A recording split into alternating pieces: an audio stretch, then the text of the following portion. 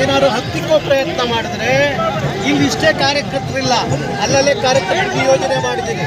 ಬೆಂಗಳೂರು ನುಗ್ತಾರೆ, ಏನಾಗುತ್ತೋ ನನಗೆ ಗೊತ್ತಿಲ್ಲ. ನನ್ನ ಹೋರಾಟ ಶಾಂತಿ ರೀತಿಯಿಂದ ನಡೆಯುವಂಥ ಹೋರಾಟ. ಅದಕ್ಕಾಗಿ ನೀವು ಪೊಲೀಸ್ನವರು ಅವಕಾಶ ಮಾಡಿಕೊಡ್ಬೇಕು. ನನ್ನ ಬಂಧಿಸೋದಾಗಲಿ, ನನ್ನ ಕಾರ್ಯಕರ್ತರು ಬಂಧಿಸಿರೆ ಬೆಂಗಳೂರು ಸಿಟಿ ಒಳಗಡೆ ಆಗುವ ಅನಾಹುತಕ್ಕೆ ಪೊಲೀಸ್ನವರೇ ಹೊಣೆ ಆಗಬೇಕಾಗತ್ತೆ.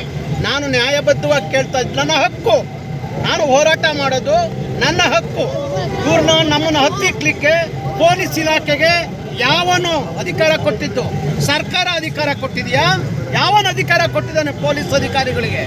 ನಮ್ಮನ್ನು ಹತ್ತಿಕ್ಕೋ ಪ್ರಯತ್ನ ಮಾಡಬೇಡಿ ದಯವಿಟ್ಟು. ನಾನು ಮಾಡ್ತಾ ಇದ್ದೀನಿ ಶಾಂತಿ ರೀತಿಯ ಆಂದೋಲನ ಮಾಡ್ತಾ ಇದ್ದೀನಿ. ಅದಕ್ಕೋಸ್ಕರ ಪೊಲೀಸ್ನವರು ನಮ್ಮವರೇ ಇದ್ದಾರೆ. ಇಡೀ ಕರ್ನಾಟಕದ ಯಾವುದಾದ್ರು ಇಲಾಖೆಯಲ್ಲಿ 100ಕ್ಕೆ 100ರಷ್ಟು ಕನ್ನಡಿಗರಿದ್ದರೆ ಅದು ಪೊಲೀಸ್ ಇಲಾಖೆ.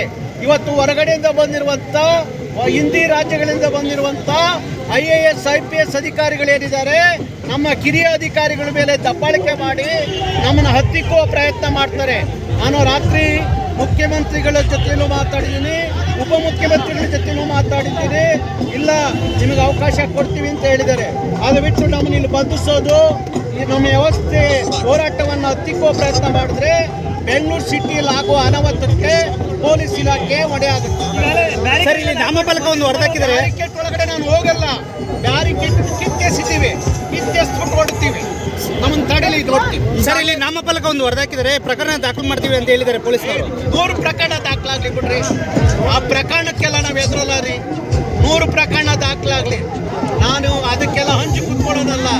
ಕರ್ನಾಟಕದಲ್ಲಿ ಇದ್ದೀರಿ, ಕನ್ನಡ ನಾಮಫಲಕ ಹಾಕ್ಬೇಕು. ಆಗ್ಲಿಲ್ಲ ಅಂದ್ರೆ ಬಿಡಲ್ಲ, ಯಾವುದೇ ಕಾರಣಕ್ಕೂ ಬಿಡಲ್ಲ ಅಂತ ನೇರವಾಗಿ. ಸರ್ಕಾರ ಹತ್ತಿಕ್ಕೋ ಪ್ರಯತ್ನ ಮಾಡ್ತಾ ಇದೆ ಸರ್ ನಿಮ್ಮ ಹೋರಾಟವನ್ನು. ಸರ್ಕಾರ ಹತ್ತಿಕ್ಕುವ, ಈ ಸರ್ಕಾರ ಬರಲಿಕ್ಕೆ ನಾವು ಕಾರಣ ಇದ್ದೀವಿ. ಸರ್ಕಾರ ನಮ್ಮನ್ನು ಹತ್ತಿಕ್ಕಿರೆ ಲೋಕಸಭೆಯಲ್ಲಿ ಈ ಸರ್ಕಾರಕ್ಕೆ ಬುದ್ಧಿ ಕಲಿಸ್ತೀವಿ.